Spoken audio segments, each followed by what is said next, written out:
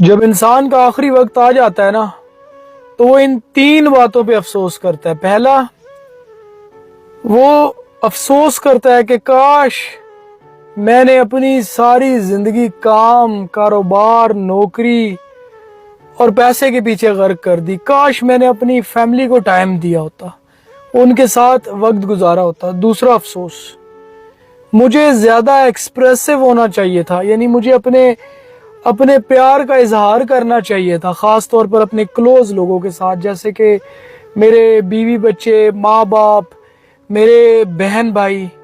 میں کبھی ان کو بتا ہی نہیں پایا کہ مجھے ان سے کتنی محبت تھی۔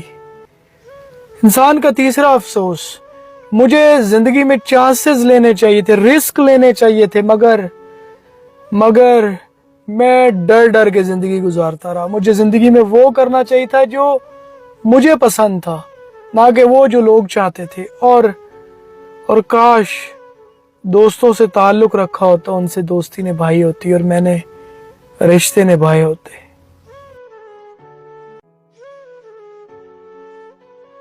اچھا، کچھ لوگ کہتے ہیں جی ہمارا بچہ چپ رہتا ہے۔ جی ایک بات یاد رکھیے گا، بچے سوال کرنا بند نہیں کرتے، وہ بس آپ سے سوال کرنا بند کر دیتے۔ اگر آپ کے بچے نے آپ سے سوال کرنا بند کر دیے تو سمجھ جائیں کہ کوئی اور ان کو اپنی مرضی کے جواب دے چکا ہے۔ بچوں کے سوال اس بات کا ثبوت ہے کہ ابھی آپ ہی کو اپنا سربراہ مان رہے ہیں۔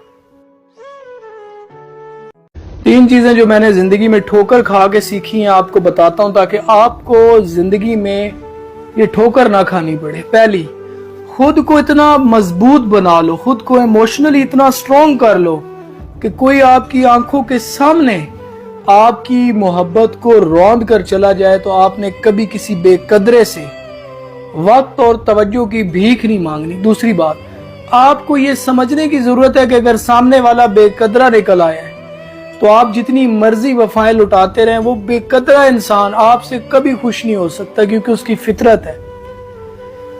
ناشکرے لوگ کسی سے راضی نہیں ہوتے۔ اور تیسری بات، رشتوں میں جھکیے، اچھی بات ہے، لیکن اتنا مت جھکیے کہ سامنے والا آپ کو گرا ہوا ہی سمجھ لے۔